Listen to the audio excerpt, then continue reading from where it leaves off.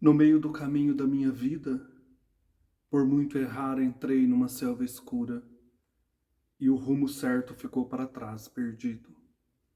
Ah, como é difícil descrever como era aquela floresta selvagem, densa e terrível. Apenas pela lembrança meu medo se renova. Nem mesmo a morte poderia ser tão amarga. Mas antes de falar sobre o bem que encontrei, relatarei as demais coisas que meus olhos viram. Não sei ao certo como adentrei aquela selva. Talvez eu estivesse em transe ou em sono profundo, no ponto em que me afastei do caminho certo. Quando cheguei ao sopé de uma colina, localizada nos limites daquele vale, com enorme terror, meu coração se atormentou. Esta é a abertura da obra A Divina Comédia de Dante Alighieri, do qual eu quero falar hoje, da sua vida e da sua obra, esse grande escritor italiano. Dante nasce em Florença em 1265. Em algum dia entre 14 de maio e 13 de junho, os estudiosos da vida de Dante colocam o dia 22 de maio para ser celebrado como o dia do nascimento dele. Ele nasceu na casa dos Alighieri, degli Alighieri. Esta casa, então, era de uma família da baixa nobreza em San Martino del Vescovo. A família de Dante, ela era uma família de comerciantes, vivia então dos rendimentos de bens imóveis e do empréstimo de dinheiro. Então estava nascendo aqui a questão da burguesia, a questão do comércio, e eles gravitavam em torno das atividades mercantis de Florença. Florença era uma grande cidade mercantil. Nada sabemos de concreto sobre a infância de Dante Alighieri, mas há segurança quanto à data do seu batismo, 26 de março de 1266, um ano após, mais ou menos, aí, o nascimento. Essa escassez de material, de livros sobre Dante ou de Dante da sua biblioteca, escassez também de assinaturas, de textos de primeira mão, essa escassez é devida ao exílio de Dante. Em 1302 ele é condenado ao exílio para sempre. E muitas coisas, muitos escritos se perderam. Então os estudiosos vivem sempre à procura, de algum escrito autêntico de Dante Alighieri. Quando ele nasce, ele recebe o nome de Durante. Depois o nome foi abreviado para Dante. A sua mãe chamava-se Bela. Infelizmente ela morre quando ele ainda era criança. Entre 1270 e 1278 há o falecimento da mãe e há um completo silêncio sobre isso, tanto da parte de Dante como dos historiadores, como essa mãe morreu, mas podemos perceber que Dante certamente sofreu muito e o pai só vai se casar novamente quando Dante tem 18 anos. E deduz-se que Dante tenha tido boas relações com a sua madrasta. Nós podemos pensar também na formação de Dante, na juventude, dos estudos em que ele frequenta ali em Firenze. A educação de Dante ela foi certamente recebida de um doctor puerorum, um doutor para ensinar as crianças. É uma instrução elementar de gramática, de retórica, de leituras dos latinos como Cícero. Então nós percebemos que Dante é fluente em latim, conhece a literatura romana e ele teve fortes influências na sua formação de trabalhos de retórica e filosofia, principalmente de um escritor chamado Bruno Latini, ou Brunetto Latini. Esse Brunetto Latini, ele é um escritor em língua d'oil, ou em toscano, que era a língua vulgar, a língua do povo lá da Toscana, da Itália. Ele não escrevia em latim, que era a língua culta da época. Esse Brunetto Latini era o típico intelectual da comuna. A comuna era como eram organizadas as cidades nessa época medieval. Ele era um típico mediador entre a cultura Transalpina e a Italiana. Então nós vamos ter com Dante, e isso é interessante já observar aqui, o firmar-se da língua italiana, né? Essa questão de escrever no italiano, de escrever na língua do povo, a língua vulgar. Então ele já recebe isso desde a sua formação, principalmente com esse Brunetto Latini. No início de sua vida intelectual, Dante se beneficia também da amizade com outro poeta chamado Guido Cavalcanti, que também, como Brunetto Latini, vão aparecer na Divina Comédia. Esse Guido Cavalcanti foi considerado seu melhor amigo, uma amizade alimentada por razões intelectuais, mas mais à frente ela vai ser rompida por motivos políticos. Dante é o típico de escritor que vai se envolver em questões políticas, e isso vai ser muito forte na sua vida, né? A união entre a vida literária e a vida política do momento. Como Firenze é vizinha de Bolonha, em 1287 é possível que Dante tenha estudado na famosa Universidade de Bolonha, que formava vários intelectuais da época. Ele esteve por lá cerca de 6 meses, em 1287. De lá, da Universidade de Bolonha, ele traria o Dolce Stil Novo, do qual ele será um nome principal. E ele escreverá a sua obra, né, com essa questão aí de trazer esse estilo novo, que era doce, né? Essa maneira de trazer esses versos, trazer essa representação de uma maneira nova, escrever de uma maneira nova, né? A Divina Comédia, ela é então escrita em tercetos, são vários cantos, em grupos de 3 versos, e termina com um verso encerrando todo aquele canto. Então esse doce estilo novo vai ser a maneira aí com que Dante escreverá. E isso ele pega nesse gênero literário, esse estilo novo na literatura, no momento aí em que ele estuda na Faculdade de Bolonha. Em 1284, nós podemos pensar já nas atividades poéticas de Dante. Então ele vai compor o seu primeiro trabalho literário de grande importância. Esse trabalho será composto entre 1291 e 1294, que é este aqui, ó, A Vida Nova. Nessa edição eu tenho 2 textos dele, da Monarquia e da Vida Nova. A Vida Nova é um trabalho dele, literário, poético, quando ele está em Florença, e é resultado de toda a sua movimentação amorosa, do seu encontro, da história de amor dele com a Beatrice da Folco Portinari. Beatrice Portinari, essa amada imortal de Dante.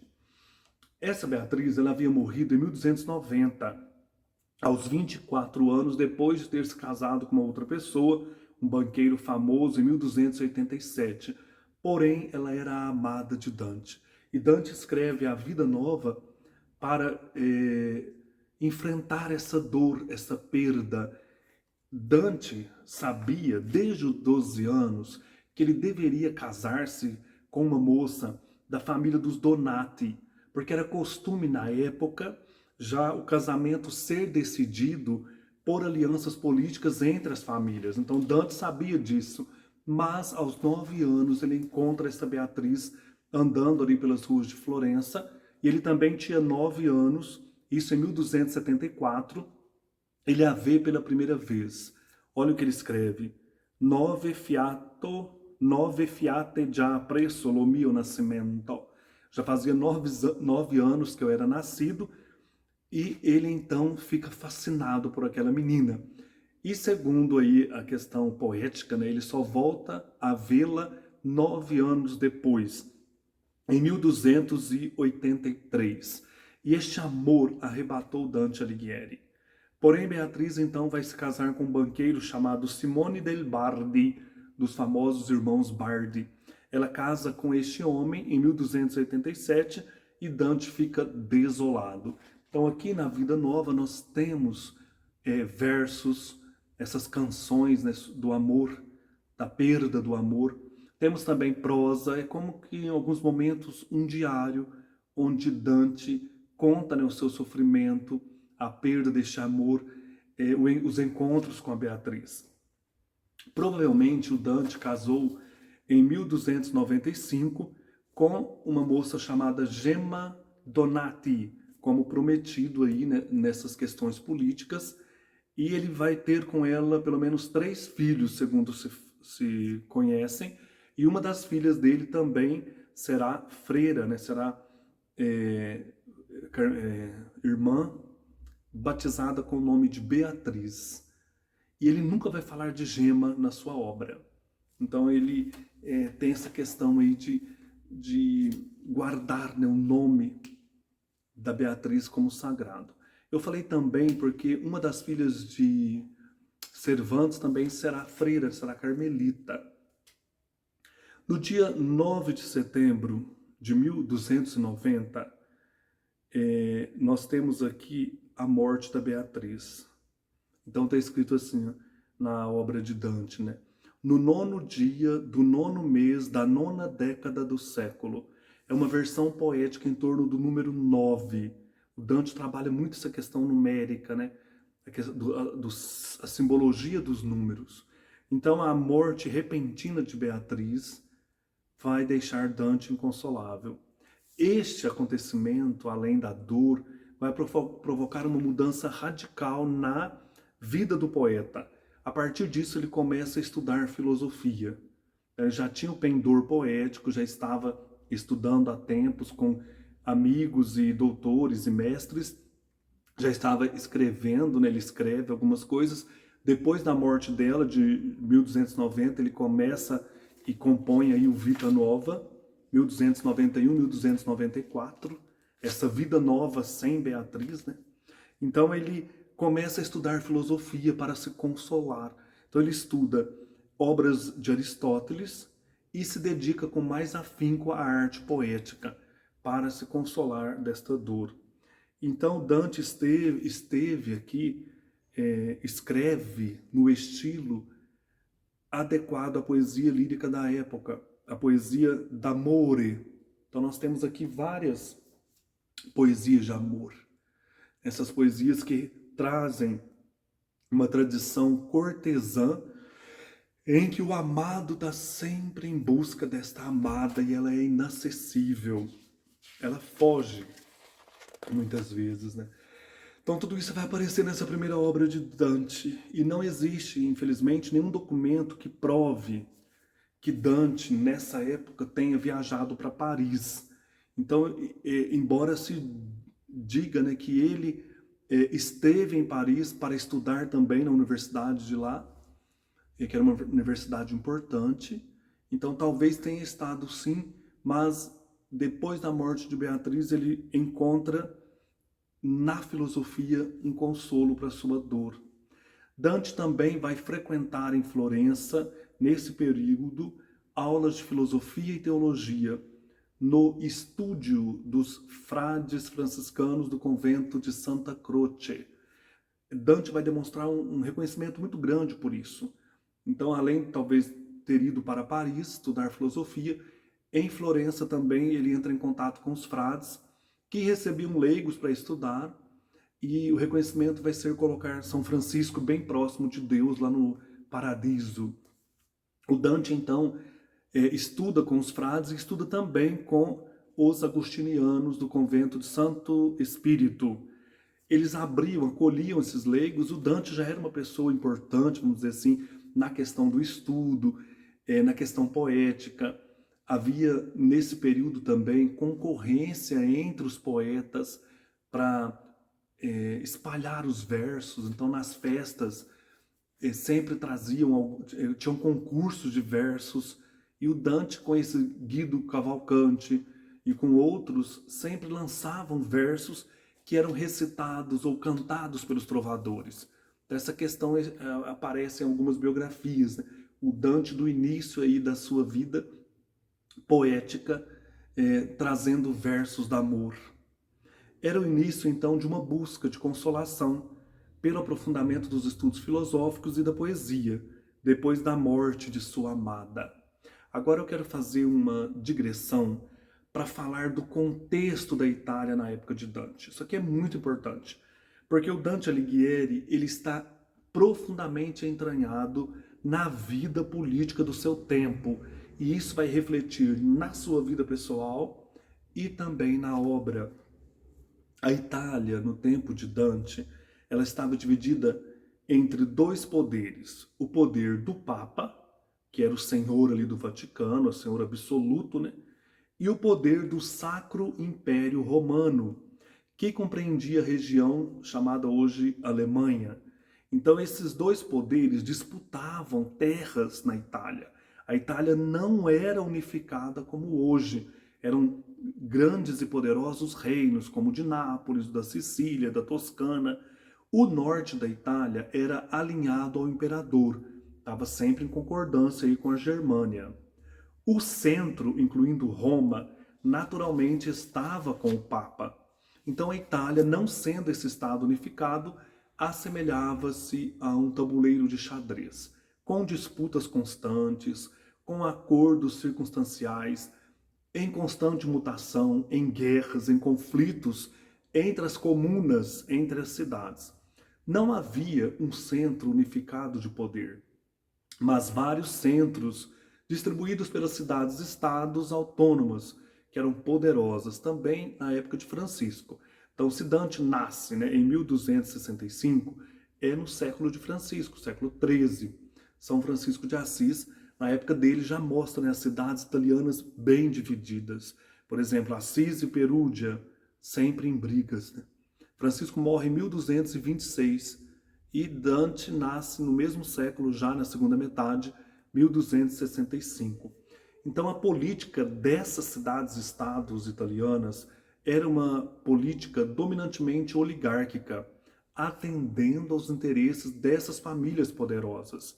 Florença era uma das mais importantes cidades da Europa e uma das maiores, com uma população de 10 mil habitantes, com interesses financeiros e comerciais que se espalhavam por toda a Europa. Então, a Florença, cidade de banqueiros, como os Médicis, depois também nós temos grandes outros banqueiros aí, famílias poderosas, que os Sforza, os Médicis, eles vão sempre espalhar a importância aí da questão comercial e financeira por toda a Europa.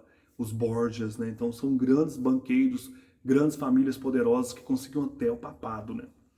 A Florença de Dante, ela era governada na época pelos Gibelinos ou Ghibelinos. Era um partido que representava a alta nobreza. Os Ghibelinos estavam aliados ao poder imperial germânico. Haviam tomado a cidade de um outro grupo, dos guelfos, que eram um grupo da baixa nobreza e do clero. Clero era contra o imperador germânico. Na sangrenta Batalha de Montaperti, em 1260. Então, esses dois grupos disputavam o poder na cidade. Os Ghibelinos, alta nobreza aliada ao Império Germânico, e os guelfos, baixa nobreza e clero. Os nomes desses dois grupos, Ghibelinos e guelfos, eram oriundos de partidos alemães. A família de Dante, ela vai pertencer ao grupo dos guelfos, que não eram da alta nobreza, né? Que era da baixa nobreza e aliados ao clero, ao papa. Como filiação hereditária, ele pertencia a esses guelfos, e em 1289 há algo interessante, que Dante vai lutar com o exército guelfo de Florença na Batalha de Campaldino. Participou como combatente a cavalo. Então é interessante, o Dante é um homem do seu tempo, participa de lutas entre esses partidos, e numa dessas batalhas, a Batalha de Campaldino, ele vai como comandante a cavalo. Quando então os florentinos vencem os gibelinos ou ghibelinos de Pizza e Arezzo e recuperaram a hegemonia sobre a cidade. Quando Dante vive, então, depois dessa batalha, os guelfos é que dominaram. Então os gibelinos saíram do poder e os guelfos, nessa batalha de Campaldino, conseguem o poder, a hegemonia. E o Dante é do partido dos guelfos, baixa nobreza e clero. O governo, então, da cidade passa a ser comandado ou exercido por representantes eleitos pelas guildas, então que eram corporações de operários, artesãos e profissionais. Então as guildas representavam então esse governo aí, ela organizava tudo isso. Dante se inscreve na guilda dos médicos e farmacêuticos e ele vai disputar as eleições em Florença em 1296, vindo então a fazer parte de um conselho importante da cidade, o Conselho dos 100 representantes da cidade. Então ele era de uma guilda e passou a fazer parte da vida política e do Conselho dos 100. Em 1300 foi eleito um dos 6 priores, olha que importante, né? Dante alcança um cargo de presidente, como se diz, do conselho da cidade. A cada bimestre, um grupo de homens, representantes aí desse conselho dos 100, formavam um grupo de 6 pessoas para governar a cidade a cada 2 meses. Então o Dante, em 1300, participa do conselho dos 6, que era eleito do conselho dos 100, e é um dos presidentes da cidade no bimestre de 15 de junho a 15 de agosto. Então Dante tinha uma importância dentro da política da cidade.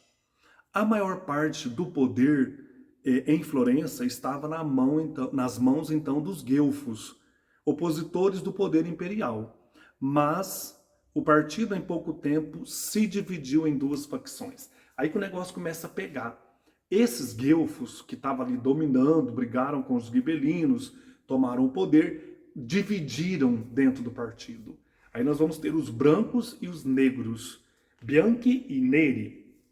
Como que acontece essa divisão?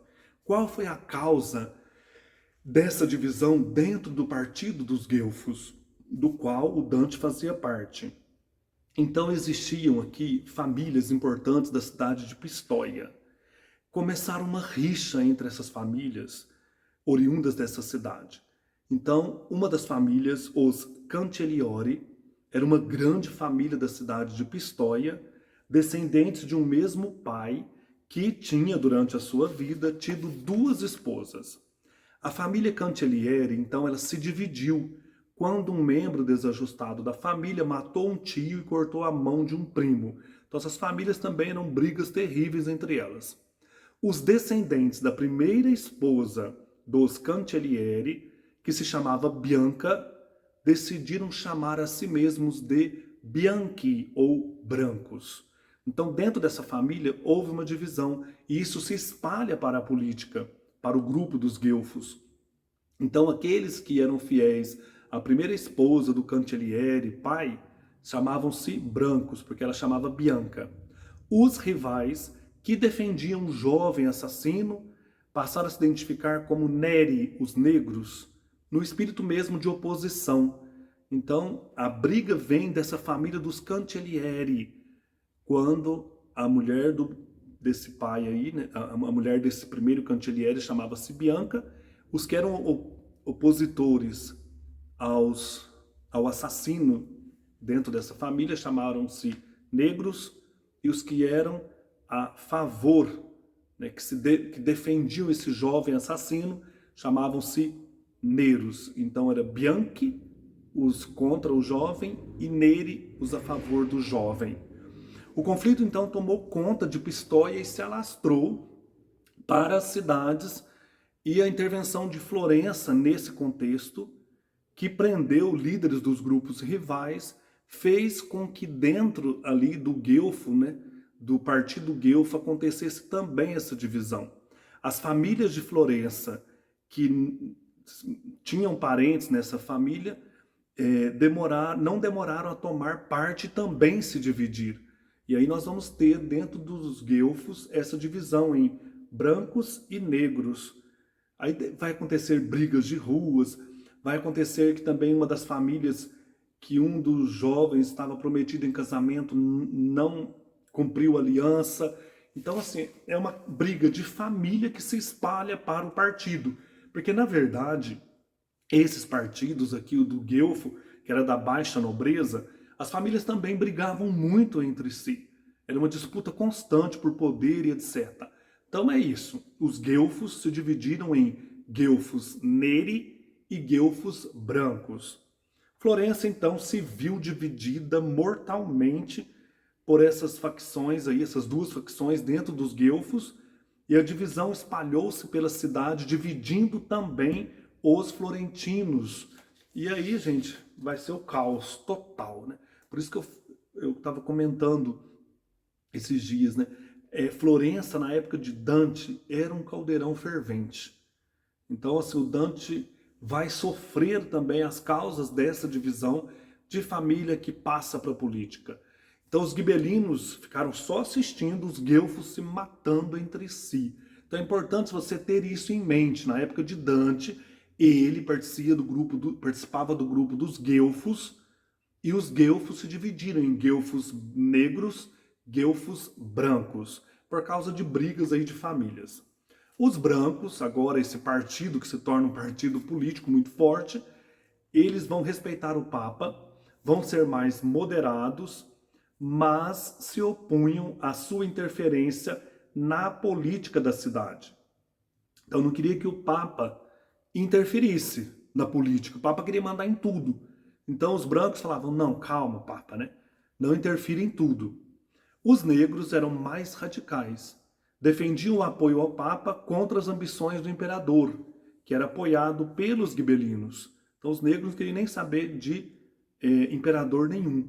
Os brancos eram mais moderados, queria certamente um pouco da interferência do imperador, mas não do Papa. E os negros não queriam interferência do imperador. Era contra as ambições do imperador, os negros. Então é bom a gente guardar isso. Os brancos eram mais moderados, defendiam o Papa, mas não queria que ele interferisse na cidade, nas questões da cidade. Os negros eram mais radicais, apoiavam o Papa, mas não queriam interferência do imperador. A briga, então, entre negros e brancos tornou-se cada vez mais intensa durante o mandato de Dante Alighieri.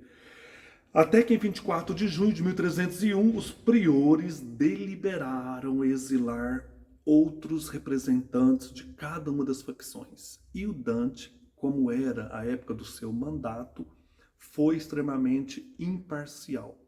Entre os exilados estava quem? Guido Cavalcanti e um parente da sua esposa, Gemma Donati. Então essa imparcialidade de Dante provocou muita confusão, muita rixa, muita mágoa. Até o próprio Guido Cavalcanti, lembra que eu falei que eles eram amigos, por questões políticas iriam se separar? Tá aqui.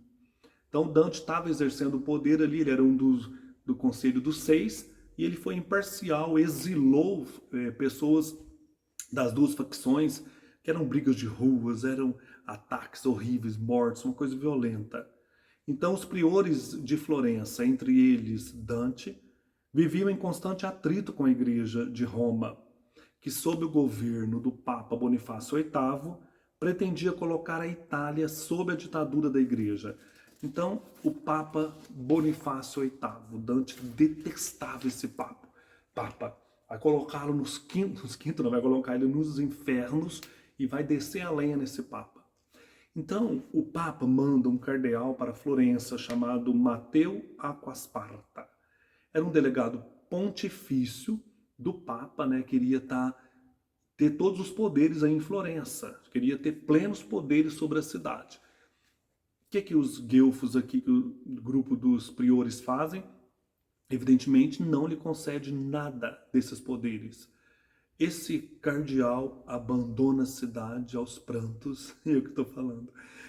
Ele lança na cidade uma interdição ameaçadora e vai contar para o Papa, né? Aqueles guelfos, entre eles está Dante, quer saber de mim lá não. Então o Papa vai interditar a cidade. Gente, isso era muito grave, né? Eles tinham medo de excomunhão, interdição, invasão dos exércitos papais. Então, em novembro, o que os guelfos resolvem fazer? Enviar uma embaixada a Bonifácio VIII para pedir a revogação desta resolução de interditar a cidade. Dante integrou a comitiva que vai até o Papa e foi provavelmente o chefe dessa embaixada. Num dos encontros com o Papa, o Bonifácio então responde ameaçando a cidade, ameaçando os guelfos todos de excomunhão. Então aqui nós temos o Dante aí em Roma, nessa conferência com o Papa, ou em várias conferências, sendo ameaçado de excomunhão, né? O negócio ficou feio para o lado deles. Durante então o conflito entre os guelfos de Florença, quando eles estavam ali, né, com essa questão, o que o Papa faz? Enquanto essa embaixada está lá em Roma, ele resolve enviar um irmão do rei Filipe da França, o Carlos de Valois, para pacificar as facções. Então, ao invés de vocês ficarem brigando que nem gato e rato, eu vou enviar o Carlos de Valois para a cidade pacificar. Mas era uma emboscada. Essa suposta ajuda, na verdade, revelou-se um golpe dos negros para tomar o poder. Eles ocuparam o governo de Florença e condenaram vários brancos ao exílio. Então, como Dante, do Conselho dos Seis, era do grupo dos brancos que estavam governando a cidade nessa época, foram lá para Roma tentar conversar com o Papa para revogar a interdição. O Papa envia o Carlos de Valois e os negros aproveitam e tomam o poder em Florença. Aí nós vamos começar o exílio. Vários chefes foram exilados. O Dante, então, 1302, ele estava ainda lá por Roma, recebe a notícia, acho que viajando para Florença, de que ele não pode mais entrar na cidade. É o exílio, que durará a vida inteira. Então, na primeira metade de janeiro deste ano de 1302, a casa de Dante é saqueada e ele é acusado, né, de várias questões aí, como corrupção, improbidade administrativa, tudo coisa falsa, sem provas, oposição ao Papa. Então, se ele chegasse na cidade, ele seria morto. Então, ele foi banido, recebe a notícia de que foi banido por 2 anos e condenado a pagar uma multa de 50 mil florins em 3 dias. Era muito dinheiro. 2 anos de confinamento e a interdição nos cargos públicos. Quer dizer, na questão política, você nem pisa aqui em Florença e paga essa multa de 50 mil florins. Não tendo como pagar a multa, em 10 de março, ele foi ordenado confisco de todos os seus bens e Dante condenado a ser queimado vivo. Nós não sabemos como que a sua mulher ficou, os filhos como que ficaram ali em Firenze. Parece que uma vez ela visitou ele no exílio, mas foi um sofrimento muito grande, né? Tanto para Dante como para a família. Dante nunca mais retornará a Florença. Inicia um exílio que durará a vida inteira. Inicialmente, ele vai encontrar hospitalidade em Verona, depois ele vai passar para outros lugares. Mas em Verona ele vai morar com o Duque de Milão, que era senhor da cidade, o Bartolomeu della Scala. Então, assim, como Dante era um homem muito conhecido, né? Ele tinha vários amigos, ele vai ser recebido nessas cidades-estado, vai ser acolhido por grandes senhores feudais que vão ajudá-lo a sobreviver, muitas vezes quase que na indigência mesmo. Então, de 1304 a 1306, o Dante andará por Treviso. Em Treviso, ele vai morar na casa de um outro senhor chamado Gerardo da Camino. Ele vai também estar em Pádua, talvez em Veneza, e nessa longa trajetória sofrida do exílio, Dante morará em Forlì, Arezzo, Lucca, Pádua, provavelmente também em Paris, talvez ele retorne a Paris, Bolonha, que era bem vizinha de Florença. Imagina o sofrimento. Você chegar perto da sua cidade e não poder entrar, né? Então a vida de Dante, gente, ela está claramente dividida, repartida em 1302, quando se envolveu nessa ruína política aí dos brancos, dos guelfos brancos, e em decorrência dessas questões políticas, desses conflitos, ele nunca mais retornará a Florença. Então existe um Dante florentino até os 37 anos, que é quando acontece o exílio, e um Dante depois, dos 37 aos 56, que é quando ele morre, né?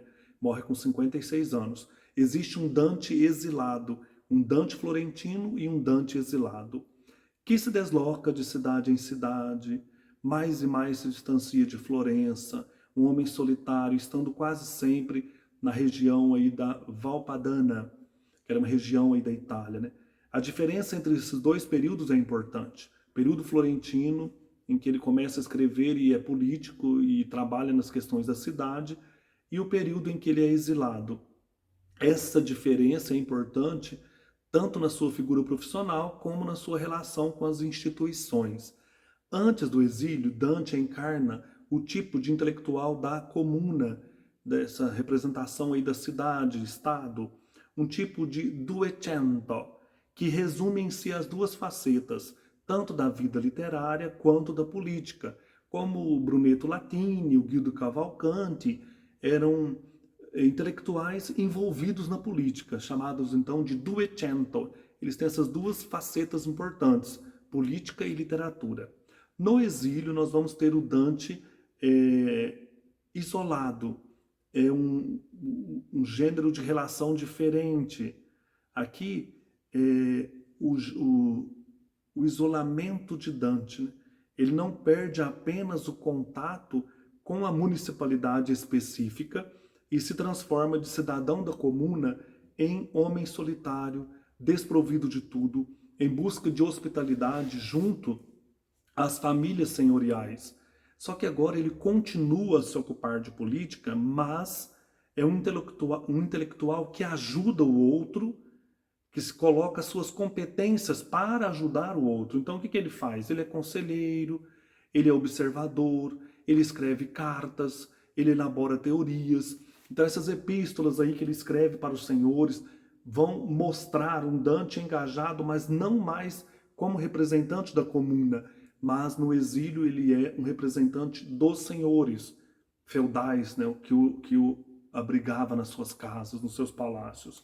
Temos um quadro aqui na revista Entre Livros, achei bem triste, né? O Dante, numa dessas famílias que o acolhia, atormentado pelo degredo e pela perda de Beatriz, pela saudade, né?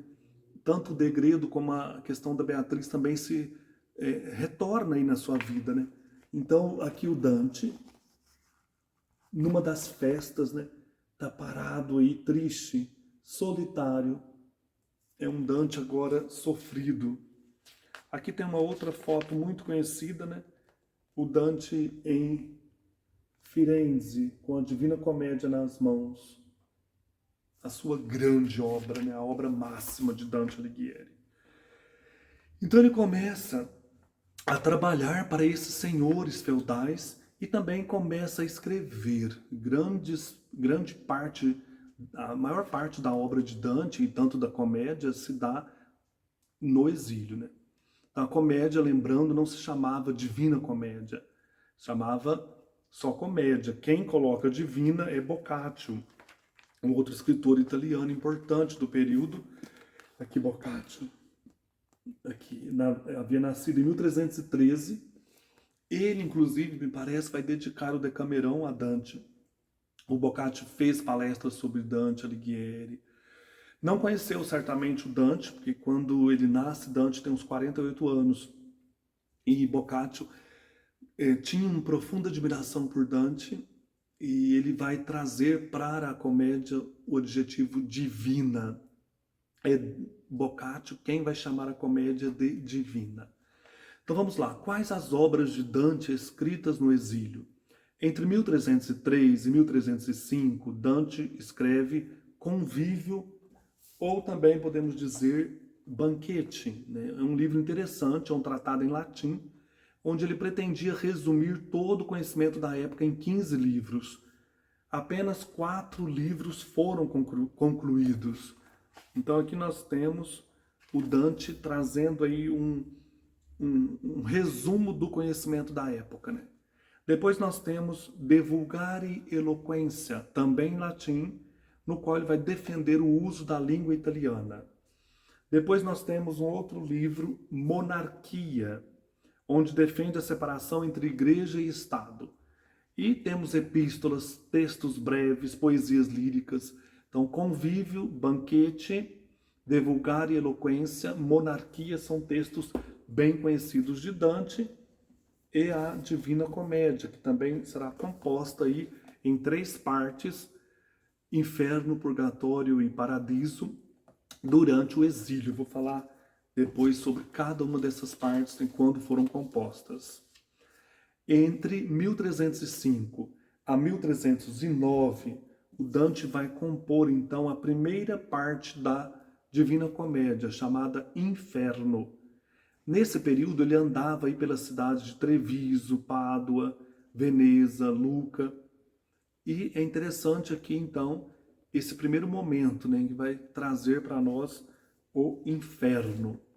Mas ele também nesse período vai certamente a Paris para participar de debates públicos. A vida intelectual em Paris era muito efervescente. Então, de 1309 a 1310, ele está em Paris participando de conversas, né, de estudos, de debates. Durante o exílio, Dante apoiou o Henrique VII, que era um chamado Conde de Luxemburgo, que havia sido eleito imperador da Alemanha. Então, esse novo imperador, eleito em 1308, o Henrique VII, ele tentou restaurar na Itália a autoridade do Império Germânico. Então era sempre uma briga entre o Império Germânico e o Papa, disputando reinos aí da Itália, como eu disse.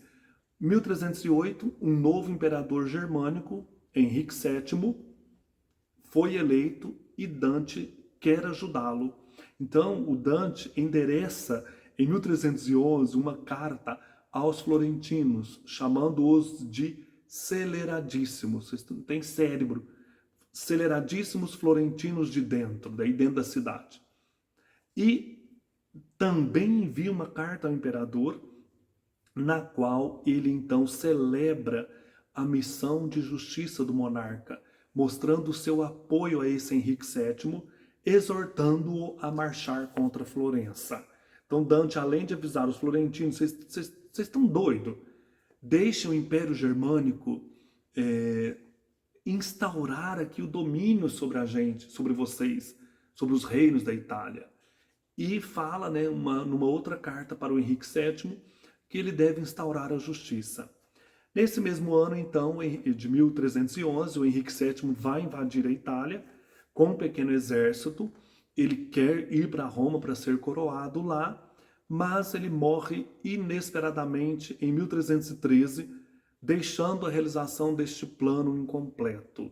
As esperanças de Dante com a morte de Henrique VII se desfazem para sempre, né? Então não há mais nada o que fazer aí em prol de Florença ou da Itália em si, né? Depois nós temos Dante, então, voltando para os estudos para acabar um pouco com essa dor e desilusão de todas as situações, né? Ele vai compor de 1312 a 1313 a segunda parte da Divina Comédia, chamada Purgatório. E aqui então é a Beatriz, na primeira parte o Virgílio caminha com ele, aqui um pedaço é o Virgílio, depois tem uma outra pessoa que caminha, e aqui então é o momento em que Dante vai retornar para junto de um outro senhor importante da época que o acolheu, o Cangrande della Scala, e ele vai para Verona morar com esse Cangrande, onde ficará até 1319 ou 1320. Então ele vai ter esse tempo, né, para 1312 a 1313 para compor o Purgatório, e em Verona, com o Cangrande della Scala. E depois ele gostou tanto de ficar ali na corte do Cangrande que ele vai ficar até 1319 ou 1320. 1314, Dante dirige uma epístola aos cardeais italianos, reunidos em conclave após a morte do Papa novo da época, o Clemente V, exortando-os a eleger um pontífice que reconduzisse a Roma a sede da cristandade. Então esse Papa aí, o Clemente V, tinha morrido e os cardeais estavam reunidos em conclave. Olha a importância de Dante. Ele envia uma carta para eles em 1314, dizendo então que eles deveriam eleger um Papa que trouxesse o papado para Roma. O papado estava em Avignon desde 1309. Era a época aí da divisão, existiam dois papas, né? Qual era o legítimo? Então essa questão aí estava destruindo a igreja, né? E o Dante fala, tem que ser um papa que traga a unidade, né? Traga o papado para Roma. E é interessante que essa divisão do papado vai ficar até 1417. 1315, Dante foi convidado pelo governo de sua cidade a retornar para Florença em termos assim humilhantes, como se ele fosse um assassino, um malfeitor. Ele vai rejeitar, claro, né, esse convite horrendo, porque ele teria que voltar como se ele fosse um assassino, né? Alguém que fez mal para a cidade. Ele responde que só retornaria para Firenze se recebesse a honra e a dignidade que ele merecia, né? Como um cidadão, como alguém que lutou pela cidade, acusado injustamente de corrupção, de tudo aquilo, de injustiças, e ele era um grande poeta, ele voltaria só com honras e com a dignidade que ele merecia. Depois disso, então, ele vai para Verona, como eu já disse, e 2 anos depois ele se fixa em Ravenna. 1318, em Ravenna, o Dante vai concluir a terceira parte da Divina Comédia Paradiso. Então, é difícil saber se ele, por onde ele perambulou certamente, né? Com tanta certeza, né? Mas aqui ele conclui em Ravenna a terceira parte do Paradiso, 1318. Então está sempre entre Ravenna, Verona. Em 1321, de Ravenna, ele é enviado com uma embaixada para Veneza, por seu protetor, um outro protetor aí de Ravenna, que era o Guido Novello. O protetor lá de Verona era Cangrande della Scala. Em Ravenna, onde ele estava desde de 1318, depois talvez ele volta para Verona, mas em 1321, de Ravenna, ele é enviado por Guido Novello com uma embaixada para a cidade de Veneza, certamente aí levando algumas cartas, né, coisas mesmo assim internas aí desses senhores feudais. Ele adoeceu durante a viagem, provavelmente de malária. Entrar em Veneza naquela época, que é uma ilha, né, tem que ser com barcos, ele certamente fica doente aí com essa febre malária e cai muito enfermo. E no dia 13 ou 14 de setembro, ele morre aos 56 anos, próximo a Ravenna, onde foi sepultado com honras. Então nós temos a morte de Dante nessa cidade próxima a Ravenna. Fizeram-lhe uma máscara mortuária em gesso. Essa máscara hoje está no Palácio Vecchio de Florença. O rosto dele está digno, austero, concentrado, elevado, inesquecível.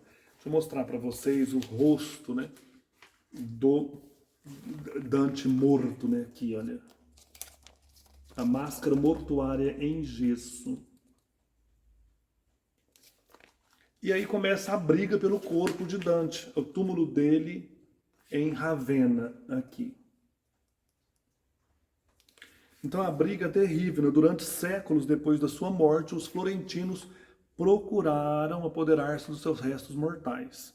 Construíram um nobre túmulo na igreja de Santa Croce, onde repousam Galileu, Michelangelo, Maquiavel. Mas os cidadãos de Ravenna não aceitam que Florença, que não o quisera vivo, possa tê-lo depois de morto. O túmulo de Santa Croce está vazio, silencioso, eternizando a relação de Dante com a sua cidade, né? Ele está vazio, o túmulo lá de Florença, o túmulo de Dante. O que Dante traz aí na Divina Comédia, né? Em todas as suas obras, principalmente, Dante traz temas importantes para o homem. Não só o homem medieval, mas o homem de todos os tempos. A Divina Comédia seria como que um resumo da teologia, filosofia, história, mitologia, arte, história contemporânea de Dante, né? Tudo isso, símbolos, tudo tem tanta coisa nesta obra. Mas Dante também fala nas obras em si, né, das teorias do amor, teorias políticas, questões de língua, novas filosofias, o seu encontro com o modelo sacro do mundo. A questão da língua é importante. Ele inaugura, ele quase que é o fundador da língua italiana como nós a conhecemos. Sobre cada um desses problemas, filosofia, filologia, amor, Dante tratou nas suas obras mais de uma vez, no espaço de anos, com reflexões, revisões, transformações às vezes profundas. O seu pensamento não é original, mas é eclético. Dante não criou uma filosofia nova. Ele possui a formação típica do seu tempo, fundada sobre uma base de cultura religiosa e clássica. Esta última, sobretudo através de obras e compilações da antiguidade tardia. Mas Dante utiliza habilmente várias tendências e vários sistemas filosóficos. O aristotelismo, tanto na expressão ortodoxa de Tomás de Aquino e de Alberto Magno, como na versão radical dos mestres de Paris, Siguieri de Brabante e Boécio de Dácia.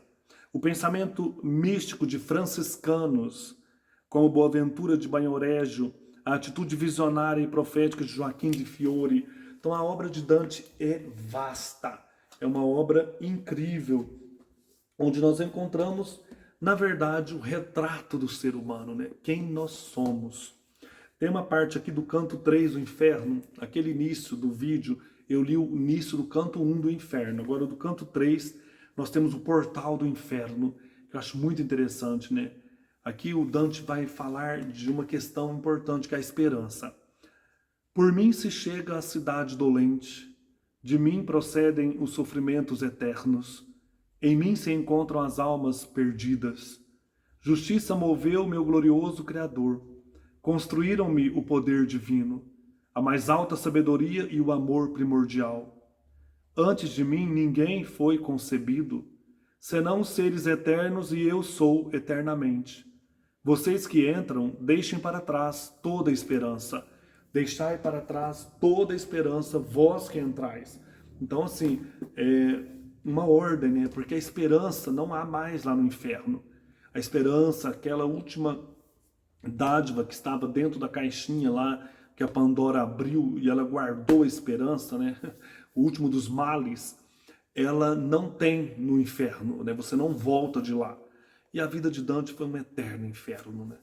Ele passou por muitos sofrimentos. Porém, o amor redime Dante, né? O amor que move o sol e as estrelas.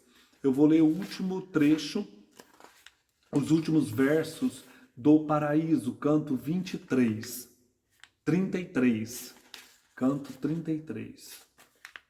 A partir do verso 137. E naquele círculo que parecera a mim ter sido gerado como um reflexo, eu vi algo novo após longa contemplação. Ele está vendo Deus aqui. Dentro dele, e colorido como ele mesmo, parecia-me pintada uma imagem humana, de modo que fixei nela todo o meu olhar. Como geômetra que aplica em vão todas as suas forças ao medir uma circunferência, e pensa e repensa naquele elemento que falta, assim estava eu diante da visão extraordinária. Eu queria saber como a efígie fora inscrita dentro do círculo e por que fora ali colocada. Mas minhas asas eram fracas demais para tal voo, e a minha mente foi atingida por um raio, graças ao qual pude satisfazer meu desejo. Aqui a virtude falhou em minha elevada fantasia, mas já movi o meu desejo e minha vontade como uma roda, girando em perfeita harmonia, o amor que move o sol e todas as estrelas. Bonito, né? Passando por sofrimentos terríveis no exílio, na vida pessoal, né? Nas perdas, o Dante não deixa o amor. É o amor que dá sentido a tudo isso, e ele compõe essa obra eterna, a Divina Comédia. Então é isso. Um abraço e até mais.